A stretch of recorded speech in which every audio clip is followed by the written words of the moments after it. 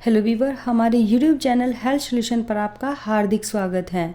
आज हम बात करेंगे चेचक की, यानी माता की।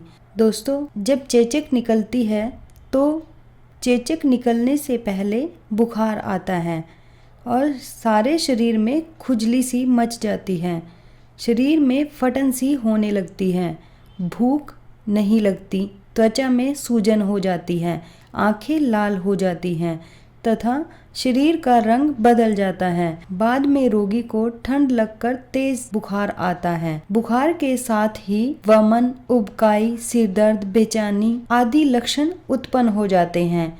तीसरे अथवा चौथे दिन पहले सिर, गर्दन तथा छाती पर लाल निशान दिखाई देने लगते हैं। बाद में सारे शरीर पर दाने उभर आते हैं। चेचक का प्रकोप ज्यादा होने पर आँख, नाक, जीभ इन स्थानों पर फुंसियाँ निकल आती है और 48 घंटों के भीतर उसमें मवाद भर जाता है। उस समय रोगी को भयानक कष्ट होता है और 11वें दिन फुंसियाँ सूखकर उन पर खुरन आना शुरू हो जाता है और रोगी के अन्य लक्षणों में कमी आ जाती है। इसके बाद 3 से 4 दिन में रोग ठीक हो जाता है। रोग की वृद्धि के समय शरीर का तापमान बढ़ जाता है और रोगी प्रलाप करने लगता है, उसका शरीर भी कांपता है। चेचक के कारण खांसी, निमोनिया, आँख में फुली, ये सारी समस्याएं उत्पन्न हो सकती हैं। दोस्तों, चेचक कई प्रकार की हो सकती है, जैसे छोटी माता निकलना या फिर बड़ी माता।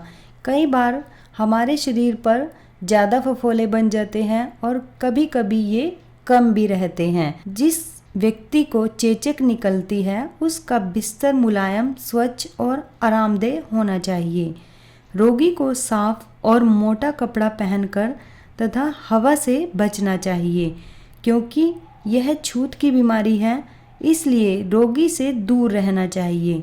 बच्चों को भी रोगी के पास नहीं आने देना चाहिए। जिस कमरे में रोगी हो वहाँ जगह जगह नीम के हरे पत्ते रख देना और उन्हें वंदनवार की तरह बांध देना जरूरी होता है। चेचक की 3 अवस्थाएं 5-5, 7-7 दिन के अंतर से बदलती रहती हैं। पहली और दूसरी अवस्था में रोगी को घी, तेल आदि नहीं देना चाहिए। यदि रोगी बालक हो तो चेचक में खुजली होने के समय उसके हाथों में कपड़ा बांध देना चाहिए ताकि वह उन्हें खुजला ना सके। आइए जानते हैं कि चेचक का उपचार आप कैसे कर सकते हैं। दोस्तों, तुलसी के पत्तों के रस में अजवाइन पीसकर अगर आप माता यानी फफोलों पर लगाते हैं तो जो रुकी हुई माता होती है वो निकल आती है। जब चेचक निकलना शुरू होता है उसी समय केसर 1 ग्राम बारीक पीसकर बीज रहित मुनक्का में भरकर खिलाने से चेचक शीघ्र निकल आता है और अगर ये शीघ्र निकल आती है तो आराम भी जल्दी हो जाता है। मुलहठी, गिलोय, ईख की जड़, मुनक्का और मीठे अनार का छिलका, इन सब को पीसकर गुड़ मिलाकर पीने से वायु का प्रकोप नहीं होता।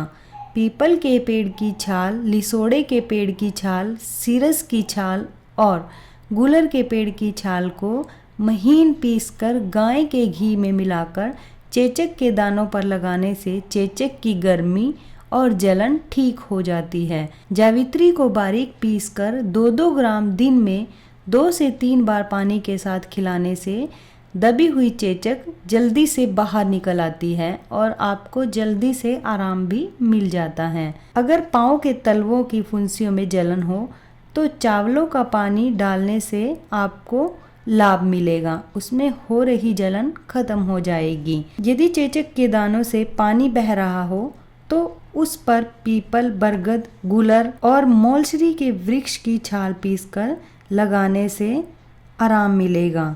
थोड़ी थोड़ी जावित्री कई बार खिलाने से रुकी हुई चेचक जल्दी से निकल आती हैं। करेले के पत्तों के रस में हल्दी का चूर्ण मिलाकर पीने से भी चेचक में आराम मिलता है। दोस्तों, ये थी हमारी वीडियो। अगर आपको हमारी वीडियो अच्छी लगे या इससे कोई जानकारी मिले तो प्लीज़ हमारी वीडियो को लाइक कीजिए, शेयर कीजिए और हमारे चैनल हेल्थ सॉल्यूशन को सब्सक्राइब कीजिए। Thank you.